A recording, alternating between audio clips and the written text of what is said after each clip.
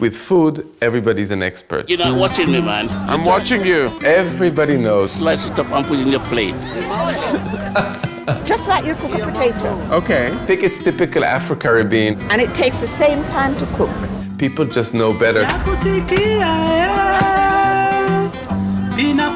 smells, the colors, the texture, it's absolutely fantastic. I'm walking in Brixton Market and there's so many ingredients that I've never come across. There's about a dozen yams, there's tiny little white aubergines, there's Scotch bonnet chilies. It's just fantastic. And what's amazing about all this is it's a real market for real people with a lot of energy. You can go in and you can buy whatever you like, and there's not a problem. It's not like a supermarket where there's just everything is standardized. Here, people do the real shopping for their own community, and that's just refreshing. What is it? Do you make fruit salad with it? Yeah. Yeah? What else? Or you just eat it like that? You can eat it like that and you can mix sauerkraut. With other fruit? You can make a juice. Yeah. People all around me were just sort of so enthusiastic to share their ingredients, their recipes, their traditions. It's something that happens there and it's alive, it's breathing, it's fantastic. Please tell me your secrets. It's her secret, I tell you. I have my own. You have your own? Yeah. In the UK, there's like a million types of different communities and different backgrounds. It's a real melting pot. There's everybody here. So you get it from everywhere. He's not very African, is he? We're from the world. We're citizens of the world. Yes, I think so too. We're citizens of the world. It's all a big mystery to me what I am going to find through this journey, but I think if I go to a Polish family and see what they cook, and next day go to a South American, let's say Colombian family, see what they cook, what recipes they brought with them here, how do these ingredients, the ingredients that they cook with, function within the family. You put it in the soup with vegetables?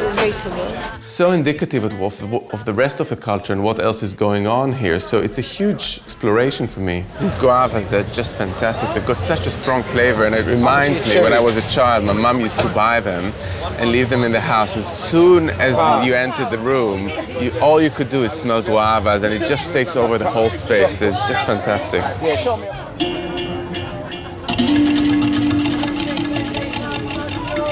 Yam, what is yam? For me, yam is, is one sort of root vegetable that I don't know much about. I never use yams. I mean, I haven't used them in my life, so this is like a first time to me. I'm a yam virgin. It seems like everybody goes crazy for yams. I like the Puna one the best. Yellow yam is lovely as well. Now, there is a question about cooking because there seemed to be a huge debate in the market yesterday. I think I was surrounded by 12 ladies. They were all talking about the ways they cook yam, and I really wanted to get to the heart of it and see what it is. How do you cook yam? How do you cook it?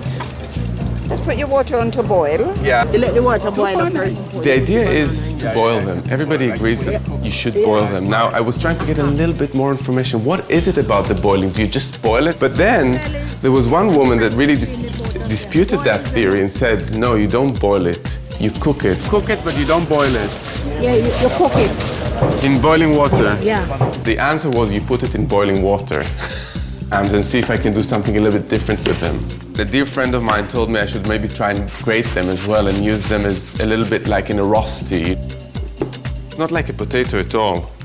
When they boil it, I assume that they lose a lot of the starch, but I need to wash it for my rosti.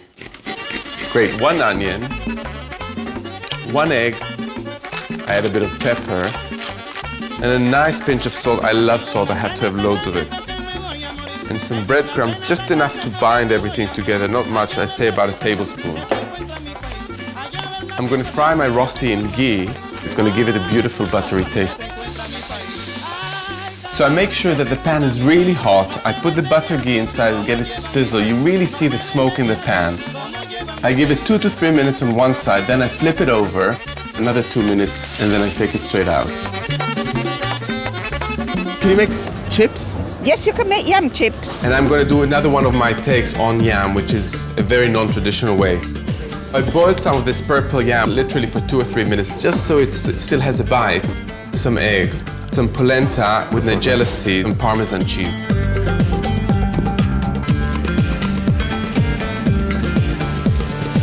And they make a beautiful sizzling noise as you go in, and then they turn this beautiful golden color. And what you have to remember is that yam is really, really cheap. And they're really, really nice and crunchy, and the cheese really adds to it because they're The yam itself is actually quite dull. And then you've got the cheese and the nigella. It's really wonderful. One thing that I say over and over again to people who ask me, what it is about Britain that works for you? Why does your food work so well here? It's a little bit tales of the unexpected. I arrived here 15 years ago, and to be honest, fruit and vegetable were a bit of a burden, really. Something that you sort of shove through the back door next to the piece of meat or fish that you're going to have. But people really didn't see it as something to celebrate and enjoy in its own right. And in a way, this is, I think, heritage of the Second World War and the age of austerity. But the benefit of it, there is a huge openness here to different types of foods. I mean, the Brits are thirsty for outside influence. You cook it? Not in my side. What is your side? I'm from East Africa, but... East Africa? What country? Kenya. These green bananas, apparently they're very, very popular in East African cuisine. They're called matoke. Matoke. Yeah. Abdul is going to show me how he peels them because apparently there's an art to it. So I'm going to see what the art is, and maybe I'll try myself. It has to be green and not soft. So I want you to show me how you peel it. This is, you need a technique to this. Not everyone can do this. No, not everyone, that's obvious. Because it's very, see, you go, let the knife do. Let the knife do the work. Yeah. Go for the skin. Can I have a go? Yeah. Because you look like a professional, but I don't know about myself. I've never used such big knives normally. Yeah, you're good. You are a chef.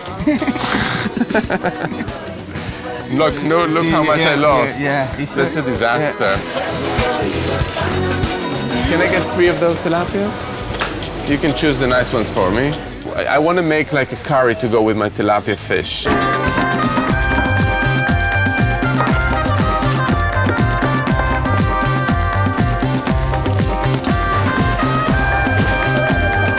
Callaloo.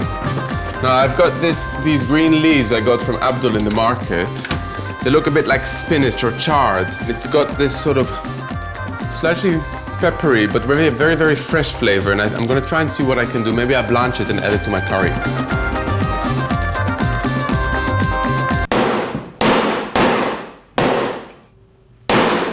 It's not working. Woo! Grill the fish. Okay. And then put aside.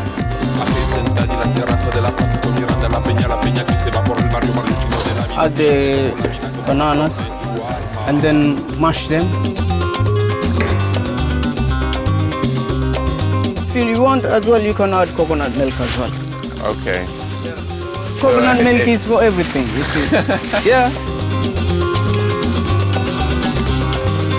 I'm going to try everything we talked about. Yeah. And one day you're going to come to my house and I'll cook for you. No problem. No problem. Are you really coming?